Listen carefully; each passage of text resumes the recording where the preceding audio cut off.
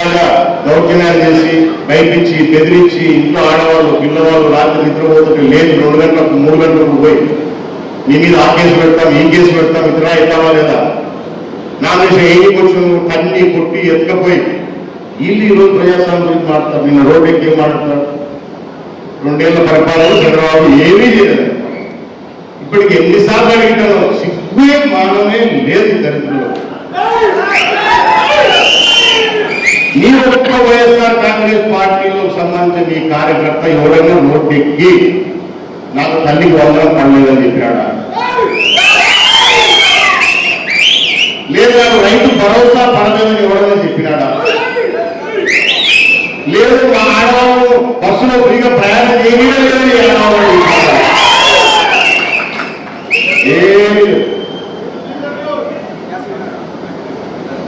ఏమీ లేదు. అన్ని బ్రహ్మాండంగా అందరికీ దూకుతున్నాయి. ప్రజలందరినీ మనం సమానంగానే చూసుకుంటున్నాం.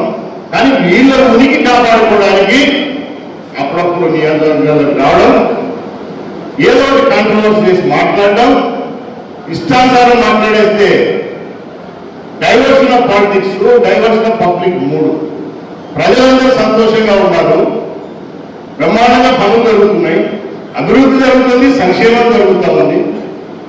ఇంకా ఈ చేయాల్సిన పనులు ఉన్నాయి, కూడా చేస్తాము. కానీ వీళ్ళు మాత్రం ఏదో ఒక రకంగా వాళ్ళ ఉనికి అంటే మేము ఉండాము. అప్పుడప్పుడు వచ్చి నాయన వాళ్ళ వైఎస్ఆర్ కాంగ్రెస్ పార్టీ కార్యకర్తలు కూడా చెప్పండి మీకు పరిచయాలు ఒకే, లేదా మీడియా బాగా తీసి చూపించండి. ఆయన ఇటువంటి దళితులు నమ్ముకుంటూ పోతారా మీరు కూడా? వీళ్ళు పంగనామాలు పెట్టిపెట్టారు, అవసరాల గురించి పని జరుపుకుంటారు. మీకు ఇప్పటికైనా మారండి దయచేసి. ఏదో గ్రామాలలో గ్రూపులు ఉంటాయి కాబట్టి ఆ గ్రూప్ అక్కడ ఉంది కాబట్టి ఈ గ్రూప్ ఇక్కడ ఉండాలని తప్పదు కదా అనేది కాదు. మంచి చెడు ఆలోచన చేయండి. మీరు కూడా ప్రభుత్వంలో ఉండినారు, ప్రభుత్వంలో లేకుంటే అది వేరే విషయం. మీరు 5 సంవత్సరాలు ప్రభుత్వంలో ఉన్నారు. మీ పార్టీ కార్యకర్తలు ఎంత విసిగిపోయారో మీకే తెలుసు. మీరు ఎంత గ్రామాలలో విసిగిపోయారో తెలుసు. అందుకే మీరు కూడా మాకు ఓట్లు వేసినారు. లేకపోతే 160 సీట్లు ఎందుకు వస్తాయి? ఇంత మెజార్టీ ఎందుకు వస్తాయి? ఆ బుద్ధి వాళ్ళు రావడం మీ లీడర్లు. ఇప్పటికే తెలుసుకోండి. ఈ నాయకులు రెచ్చగొడతారు, మాట్లాడతారు. మొన్న నేను సున్నిపేటలో ఏం మాట్లాడానే, ఒకసారి ఆ వైఎస్ఆర్ కాంగ్రెస్ పార్టీ వాళ్ళకు కూడా పంపించా, నేను మాట్లాడలేదు. ఆయనే మాట్లాడాడు నాకంటే ముందు రోజు. అవి పంపండి. ఇష్టానుసారం నోటికి ఏమొస్తే నిజమా అబద్ధమా ఒక విమర్శ చేస్తున్నామంటే ఒక పద్ధతి ఉండాలి. ఇష్టం వచ్చేట్టు మాట్లాడుతున్నాడు, దానికి కౌంటర్ మాట్లాడు. గొడవలు ఆయనలే రాసామి. మన కార్యకర్తలు కాదు, వాళ్ళ కార్యకర్తలకి నేను పెద్ద గొడవలు వాడు వీడు నోటికి ఇష్టం వచ్చేట్టు మాట్లాడతాడు. ఎలక్షన్ కంటే ఇప్పుడు నువ్వు ఇష్టం వచ్చేట్టు మాట్లాడినావు కాబట్టి నీ నోటికి అర్థవాదం లేదు కాబట్టి నేను కొన్ని పదాలు మాత్రం వాడినా. అది కూడా ప్రజలకు అవసరం వచ్చే సబ్జెక్టులోనే మాట్లాడినా. సున్నిపేట ప్రశాంతంగా ఉంది, బ్రహ్మాండంగా అభివృద్ధి చేస్తున్నాం. నియోజకవర్గంలో అన్ని గ్రామాలు చేస్తున్నాం.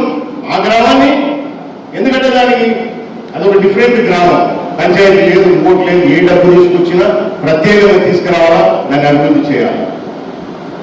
అంత నష్టమైన డబ్బులు తీసుకొచ్చి ఆ ఊరిని అభివృద్ధి చేస్తా ఉంటే వాళ్ళ పార్టీ సింపదైజర్ లాయర్తో కోర్టులో కేసు ఇప్పించేసి ప్రజల్లో భయాందోళన క్రియేట్ చేసినారు. ఎవరైతే ఊళ్ళో అందరూ లేచిపోవాలి. ఓటు ఆ విధంగా ఏమీ లేదు. వీళ్ళు క్రియేషన్ దుర్మార్గులు. మళ్ళీ దాన్ని వాళ్ళే సమర్పించుకుంటారు. మీరు ఎవరు భయపడాలి, సుప్రీంకోర్టుకు పోతారు. ఇటువంటి లంగనాయన పార్టీ మనం ఏం మాట్లాడతారని పెద్ద తీసుకొచ్చి మళ్ళా ఒరే చంద్రబాబు రెడ్డి అలా చెప్తున్నా, నేను కట్టెలకు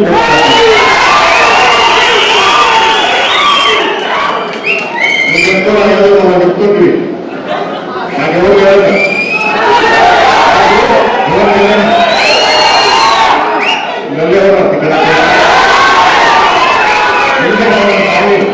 వీళ్ళే కాదు ఊరూరులో ఇవన్నా మీ సినిమా పెద్ద టిక్కరాక నా కుటుంబం ఇదిగా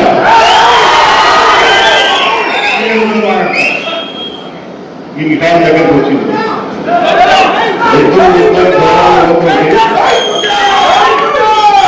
నువ్వు నీ కొడుకు నీ అన్నదమ్ములు నీ అన్నదమ్ముల పిల్లలు ఎంతమంది లెక్క పెట్టి చెప్పురా.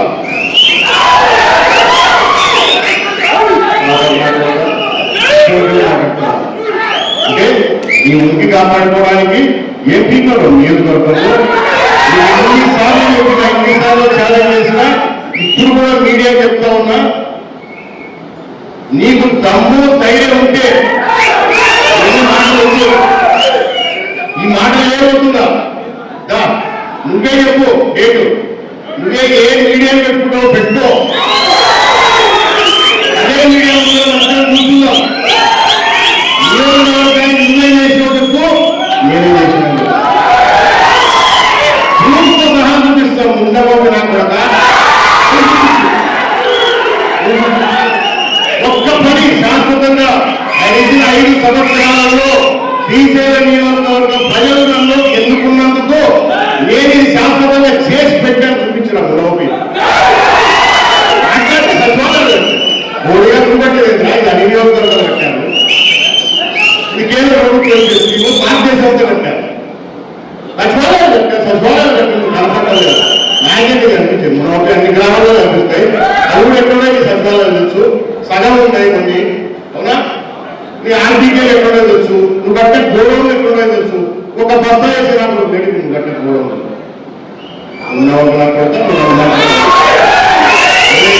నీ ఇంటికి వచ్చి కొడతా నేను బట్టలు కొత్త ఉన్నా ఈ కుటుంబంతో తెచ్చుకోపోవాలి. వస్తారా నాకు చూడు, ఇంటికాడికి వస్తారా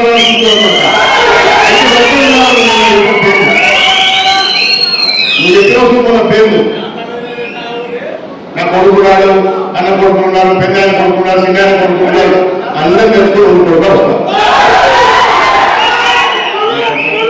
జ్ఞానం చెప్తే చిన్న కొడుకు డబ్బులు అహంకారంగా ఏమనుకుంటున్నావురా, వీళ్ళకి నగరాకుంటున్నావు.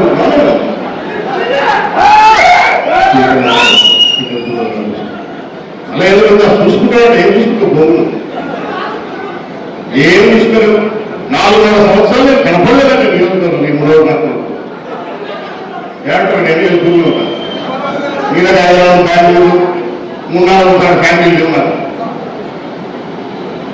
4 సంవత్సరాలు కనపడలేదు కదా నియోజకవర్గం పాల్చేయాలట. చేస్తారా కూడా మీరు వయసు చెప్పాడా నా కొడుకు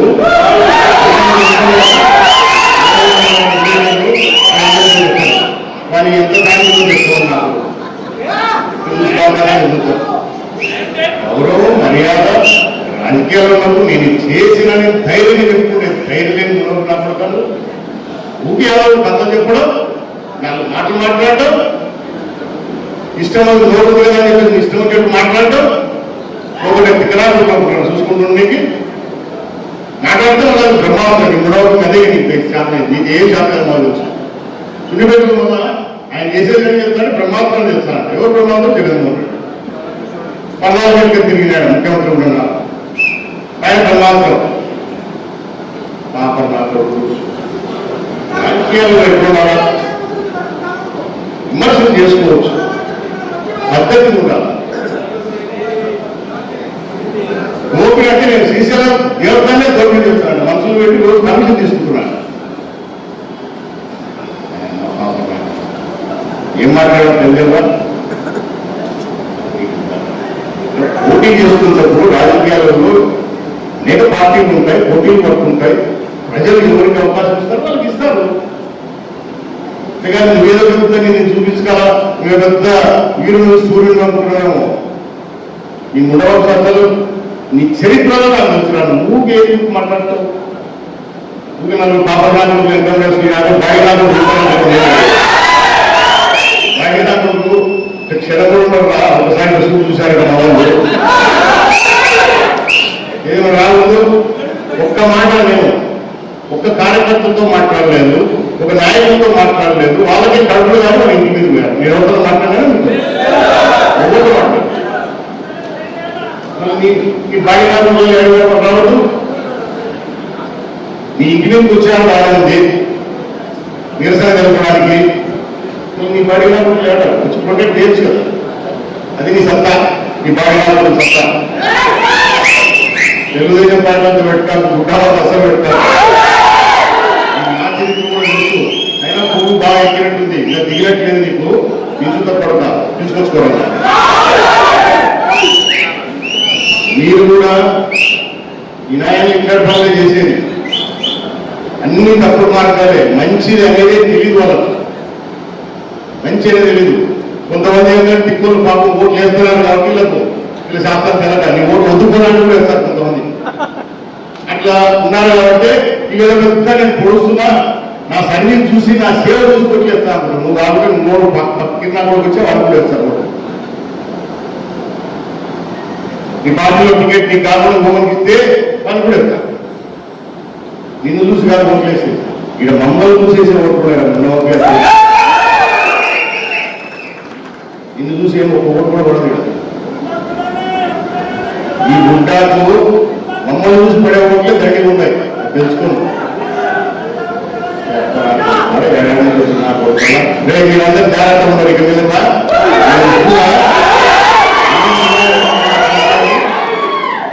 పంచింది నాకు వద్దులే వద్దులే వద్దులే అనుకుంటా ఉన్నా నేను. మీరు తప్పు చేయాలి, తప్పు దొరుకుతా వద్ద ఇస్తాను నాకు దానికి నేను కూడా తెలుగుదేశం అనేది ఉత్సవాలు నా కొడుకు ఇప్పుడు నుంచి ఇంకా ఇద్దరు వెళ్ళిపోయిందా కార్యకర్తలు పెట్టుకునే కుట్టాలి నాకు కథ కదా. మన నియోజకవర్గం చెప్పలేక వాళ్ళు తెలుసు మన కథ. వాడు వేస్తాను వాడు చూసుకొచ్చుకుంటాడు కదా, ఆయన చాలా పెద్ద కుటుంబం. ఉండవకాలంలో ఓట్లు వేస్తుంటే ఎవరు తిరుగుతుంటే నియోజకవర్గంలో ఈయన చెప్పడు. మా చిన్నాయన కొడుకుంటారు, మా పెద్ద ఆయన కొడుకుంటారు, ఎవరు ఉన్నారు వాళ్ళు, ఎవరు మాట్లాడుతున్నారు, ఎవరు మాట్లాడుతున్నా నియోజకవర్గంలో. నేను వైఎస్ఆర్ బలం చెప్తున్నా, మీకు సిగ్గుగా మీ పేరు పేరు చెప్పాను నాకు ఇంత బలం ఉందని. దయచేసి అలాగే అర్థం చేసుకోండి. మీరు వైఎస్ఆర్ కాంగ్రెస్ పార్టీలో ఉండే కార్యకర్తలు వాళ్ళ పేరు చెప్పాలా, నాకు ఇంత బలం ఉంది అలా చెప్పాలా. నా స్నేహాన్ని కొడుకున్నాడు, మా పెద్ద కొడుకున్నాడు, ఇస్తారండి వచ్చి ఏమి ఇస్తారు తెలుసుకొచ్చుకోరా కథ చూద్దాం జరిగి చూద్దాము. చాలా ఎక్కువైపోయింది దాంట్లో. కానీ మర్యాద గౌరవం ఏదులే ఎందుకులే ఎందుకులే ఎందుకులే అనుకుంటామంటే మనం చాలా పెరిగేటుంది. మనకి మధ్య మన ఆటలు సంపాదించండి, మనం వ్యాపారం చేసుకునే పోయి మనకు పూర్వీ తెలంగాణ పట్టిస్తాం. మీరు పోయి చెప్పాలా, మీరు పోయి చెప్పాలా, తెలంగాణ కొడుకున్నాను గెలుతూ నా కొడుకు నా ఇంటికి లేదా ఇవన్నీ ఏమవుతానుకుంటున్నావా? ఎందుకంటే నీకు ముదిరింది, నీకు ముదిరిందా నేను కట్ చేయాల్సిందే. ఎందుకంటే ఇది పూర్తి ఏది మాగిపోయింది కదా, అవునా? పదవాల్సింది లేదా ఇవి వద్దనుకున్నావా? మీడియా ముందుకు రా. నియోజకవర్గాన్ని నువ్వేం చేసావు, నేనేం చేశాను కదా. నీ శ్రీశైలం చేసేది భారతదేశంలో ఆంధ్రప్రదేశ్లో తెలియాలి నీ చరిత్ర ఏందో. ఈ నియోజకవర్గంలో వచ్చి నువ్వు ఈ నియోజకవర్గం టికెట్ తెచ్చుకొని ఈ నియోజకవర్గం ప్రజలతో గెలిచి ఈ నియోజకవర్గంలోని మనుషులు కార్యకర్తలు ఎంట తిప్పుకొని నువ్వు నీ కార్యకర్తలు ఏం చేసావు, గ్రామాలలో ప్రజలకు ఏం చేసావు చెప్పాలి. రెండే ఆశలు కొడతానికి ఒప్పుకున్నావా? ఇది ఆప్షన్ లేదా ఈ ఆప్షన్ నీకే ఇద్దరు పెట్టకూడదని నీ కథ చూస్తాను. ఏమనుకున్నాయి నాకు చాలా ఇద్దరు పొగ్గు సెలవు నా కొడుకు నీ కథ చూస్తాను.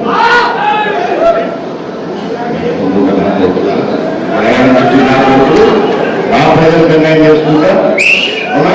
ఏదో తిక్కున్న పాపం దాన్ని అమలు పెట్టుకుని తిప్పుకుంటా ఏదో దీనిపోతున్న వాళ్ళు చూసుకోలేరా మన గుడ్డ అంటే ఏంటో. నేను కూడా ఒప్పుకుంటుంటే ఆపేది లేదు, చెప్తున్నా ఆపేది లేదు.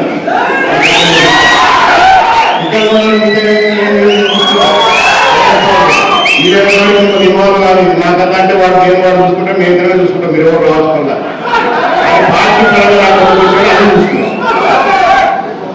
ఎంతమంది చూసుకుంటాడు నాకు చూసుకోవచ్చు. ముందు ఆ పేరు లిస్ట్ ఇవ్వాలి నా కొడుకులకి చెప్పాను కదా ఎవరో నాకు తెలుసు పేరు లిస్ట్ తీసుకొని పిలుచుకొచ్చుకొని ఇక్కడ ఉండమన్నా చూద్దాం కదా ఆ కార్యక్రమాలు జరుగుతాయి మీరు ఎవ్వరు ఇది కూడా చెప్పంగా కానీ జాగ్రత్తగా ఉండమని మాత్రం చెప్తాను ఇట్లాంటివన్నీ అందరికీ చుట్టిపోతారు నా కొడుకులు ఎందుకంటే ఇది వేసే దరిద్ర అలవాట్లేవి మనకు మన నియోజకవర్గంలో తెలుగుదేశం వ్యవసాయానికి లేని కొడుకుల చుట్టి ఈనాడు తిరుగుతారు అక్కడ జాగ్రత్తగా ఉండండి మీరు భయపడాల్సిన పని లేదు కానీ విషయం ఏదైనా జరుగుతూ ఉంటాయి ఎందుకంటే మొదలైతాయి ఇది మాత్రం మొదలుపెట్టలేదు నేను జాగ్రత్తగా ఉండండి అవసరం వచ్చిన కానీ దేనికైనా సిద్ధమే ఇంకా తెలుసుదాం సో దయచేసి మీరు నియోజకవర్గ స్థాయి మీటింగ్ ఉంటుంది ఈ లోపల 2 రోజుల్లో ఈ దూరం ఏం మాట్లాడతారో చూద్దాం ఈ 2 రోజులు ఏం మాట్లాడతారో చూసి వారికంతా మొదలు పెడతాం ఓకే థ్యాంక్ యూ